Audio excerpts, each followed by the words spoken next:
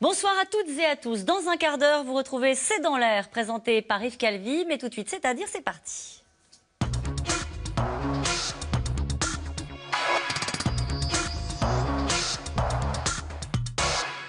Bonjour Flavien Neuvy. Bonjour. Vous êtes directeur de l'Observatoire CTLM de l'automobile. Alors que le Salon de Genève a ouvert ses portes, vous avez réalisé une enquête très poussée, très détaillée sur les perspectives et les enjeux que pose la voiture autonome sans chauffeur. Déjà, est-ce que vous pouvez répondre à cette première question? Est-ce que les Français, est-ce que nous sommes prêts à lâcher le volant?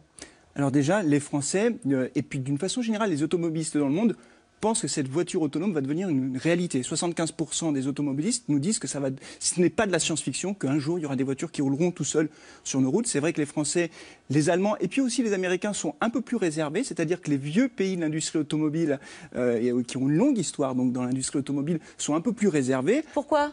Mais parce que je pense que ce monde nouveau qui arrive, cette voiture autonome, est une vraie révolution et ça bouscule aussi les constructeurs. Et donc il y a aussi, dans ces pays-là, un petit peu d'inquiétude d'ailleurs en se disant finalement est-ce que ça ne va pas remettre en cause les positions des constructeurs que nous connaissons bien. À l'inverse, dans les pays émergents, que ce soit en Chine, que ce soit au Brésil ou en Afrique, par exemple en Afrique du Sud, la voiture autonome est perçue comme quelque chose de formidable qui va vraiment révolutionner la mobilité. Vous pensez que le plaisir de conduire, la relation qu'on a à son véhicule peut peser dans ces réserves-là, dans des pays comme la France ou comme l'Allemagne? Absolument, absolument. C'est vrai que, prenons l'exemple de l'Allemagne où il y a beaucoup de grosses voitures qui circulent au quotidien. C'est vrai que la voiture autonome, la petite voiture autonome qui roule pas très vite, ne fait pas forcément rêver. Alors, la voiture autonome sans chauffeur, c'est presque pour demain.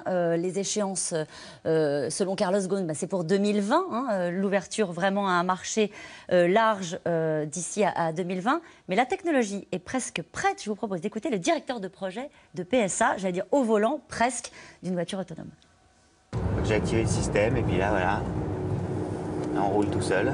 Le véhicule se rabat tout seul, puisqu'il n'y a personne sur la voie de droite. Donc il a décidé tout seul de mettre le clignotant et de se rabattre. Par exemple, le simple fait de freiner automatiquement sur n'importe quel obstacle, ce qu'aujourd'hui un conducteur ne fait pas toujours, ou ne fait pas toujours bien, ou freine pas assez fort, ou il freine tardivement, tout ça vous le résolvez avec un véhicule autonome, parce que lui il déclenche un freinage automatique, même très puissant, très rapidement s'il le faut.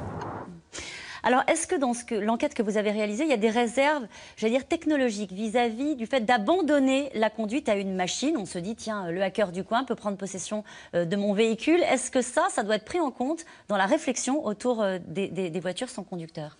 Oui, bien sûr, ça doit être pris en compte. D'ailleurs, c'est pris en compte. On voit des équipementiers, notamment, qui essayent de sécuriser au maximum toute la partie technologique pour éviter justement ces piratages. Du côté des automobilistes, il y a une crainte supplémentaire qui est particulièrement vraie d'ailleurs en France. C'est tout ce qui concerne la protection de la vie privée, toutes les données personnelles qui seront transmises en temps réel. Si vous avez une voiture connectée, évidemment, on pourra savoir où est-ce que vous allez, à quel endroit vous allez, quels sont les magasins que vous fréquentez. Et donc, du coup, vous encouragez à vous arrêter plutôt sur cette enseigne-là qu'une autre? Oui, absolument. On peut imaginer qu'effectivement, demain, il y aura des incitations à fréquenter certaines enseignes. Donc, il y a un peu de crainte par rapport à la protection de la vie privée. Alors, on va mettre de côté les craintes, parce que c'est quand même une belle révolution industrielle. Les avantages, on va gagner du temps. Est-ce que ça, encore une fois, c'est quelque chose que vous avez pu constater dans votre enquête? Ce serait un plus dans la vie au quotidien de faire autre chose, plutôt que de conduire? Oui, absolument. On a même posé la question aux automobilistes de savoir ce qu'ils feraient si demain la voiture conduisait toute seule. Ce qu'ils nous disent, c'est qu'en priorité, ils se reposeraient, ils se divertiraient. Il y en a même 37% qui nous ont dit qu'ils dormiraient carrément. Ils feraient totalement confiance au système. Et c'est vrai que quand on regarde les trajets domicile-travail, ce sont les principaux trajets aujourd'hui, notamment dans les grandes villes, quand il y a beaucoup d'embouteillages, on passe beaucoup de temps dans sa voiture. Et si demain la voiture est capable de conduire toute seule, c'est autant de temps dégagé pour faire autre chose. Alors, les accidents de la route dans le monde, c'est 50 millions de morts, 90% de défaillances humaines. Est-ce que ça veut dire qu'on peut imaginer passer au zéro accident? C'est l'objectif qui a été annoncé par un certain nombre de constructeurs. Très clairement, la voiture 100% autonome va réduire de façon considérable les accidents. D'ailleurs, il suffit de regarder ce qu'a fait la Google Car maintenant depuis plusieurs années. Elle a fait plusieurs millions de kilomètres. Elle a eu plusieurs accidents. Il y en a eu un seul où elle était responsable. Il y a eu un accident là, il y a quelques jours, où elle était responsable, mais sinon il n'y a quasiment pas eu d'accident. Et donc, en tout cas, des accidents très légers sans conséquences graves. Donc, pour la sécurité routière, c'est un plus. Alors, mais il va falloir repenser tout ça en réalité. Vous parlez de la sécurité routière. Imaginons qu'il y a un accident. En termes d'assurance, qui est responsable? C'est la technologie qui est défaillante? C'est le propriétaire du véhicule qui aura envoyé un mail pendant le trajet? Qui sera responsable? Ça, pour l'instant, il n'y a pas de cadre.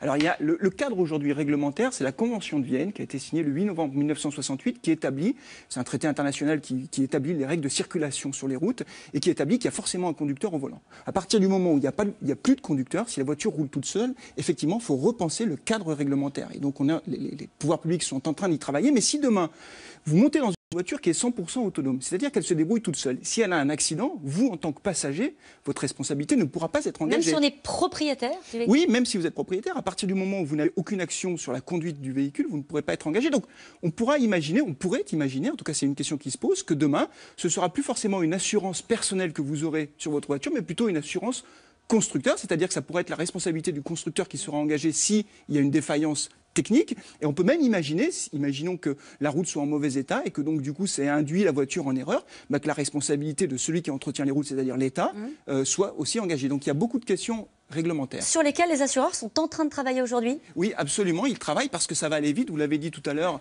à horizon 2020, on va commencer à voir les premières voitures autonomes. Ça va aller progressivement, mais en tout cas, il faut se dépêcher, sachant que du côté américain, les choses vont très vite. Ils vont plus vite que nous de ce point de vue-là. Est-ce que c'est la fin du code de la route ? Est-ce que c'est la fin du permis de conduire ? Non, parce qu'il va encore y avoir de très nombreuses années durant lesquelles on aura à la fois des voitures de plus en plus autonomes, mais aussi des conducteurs au volant. Donc il y aura toujours des gens qui passeront leur permis de conduire. Quand on regarde réellement les perspectives de la voiture 100% autonome, c'est-à-dire celle qui sera capable d'être autonome dans tous les types de circulation, y compris en centre urbain, on est plutôt à une échéance 2030 parce qu'il y a encore un obstacle qui est très important et très difficile à franchir, c'est l'intelligence artificielle, c'est-à-dire que la voiture autonome soit un jour capable d'anticiper sur les comportements humains et ça c'est très difficile. Est-ce qu'il va falloir réinventer un modèle économique, un nouveau modèle économique ? Parce que est-ce qu'on sera encore propriétaire de sa voiture ? Est-ce que, par exemple, il y aura plus de voitures autonomes, moins ? Est-ce que ça va réduire le trafic ? Est-ce qu'il y a des projections qui sont faites sur ce point-là ? Oui, ça va améliorer la fluidité du trafic. On aura peut-être besoin d'un peu moins de voitures puisqu'elles seront utilisées plus régulièrement et plus intensément. Par contre, sur le plan de l'industrie automobile, ça change tout parce que ça fait rentrer dans le jeu de nouveaux acteurs et des acteurs très puissants. Absolument.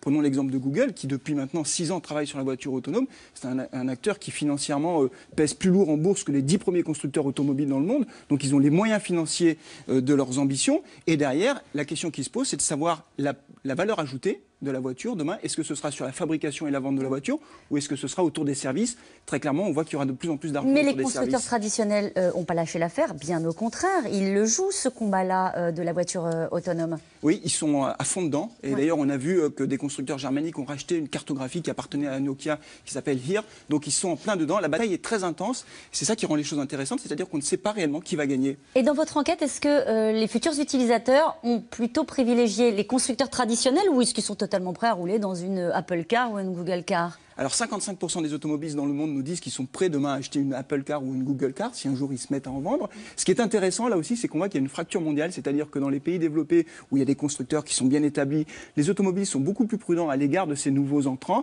Et à l'inverse, dans les pays émergents, que ce soit en Chine encore une fois ou au Brésil par exemple, là il n'y a aucune question, ils sont prêts à acheter une Google Car demain matin. Alors en fait, on va passer dans une phase intermédiaire assez vite, à échéance de 2-3 ans. C'est la voiture intelligente, c'est la voiture connectée avec des applications qui peuvent être très intéressantes pour le conducteur. Mais ça, c'est dans 3-4 ans, non ? Oh, même, ça va aller plus vite que ça. Oui, bien sûr. Parce qu'en fait, aujourd'hui, les constructeurs, déjà, mettent des équipements. Technologiquement, ils sont quasiment prêts à faire de grandes avancées. Mais quoi, par exemple ? Par exemple, sur la capacité à laisser la voiture conduire toute seule sur autoroute, là où il n'y a pas de circulation très compliquée à anticiper. Simplement, ils ne le font pas parce que la réglementation ne suit pas. Donc, ils sont prêts technologiquement à aller beaucoup plus vite. Après, sur l'interaction de la voiture avec Internet, en réalité, c'est la puissance de l'outil Internet qui va être à disposition de l'automobiliste pour interagir avec son environnement, interagir avec les autres voitures, interagir avec aussi sa famille, avec les magasins, les commerces de proximité. Donc les choses vont aller très vite. Est-ce qu'elle vous fait peur la période qui va inévitablement arriver où il y aura les voitures de l'ancien monde et les voitures de nouveau monde au feu rouge qui vont cohabiter ? Ça, ce sera possible ? Oui, ce sera possible et ça va faire drôle, si je puis dire. Oui. Parce qu'on va se retrouver effectivement avec des voitures qu'on verra rouler toutes seules. Donc ça va être assez étrange. Merci beaucoup Flavien Neuvy d'avoir été mon invité. Tout de suite, vous retrouvez C'est dans l'air avec Yves Calvi. Quant à moi, je vous dis à demain pour C'est-à-dire.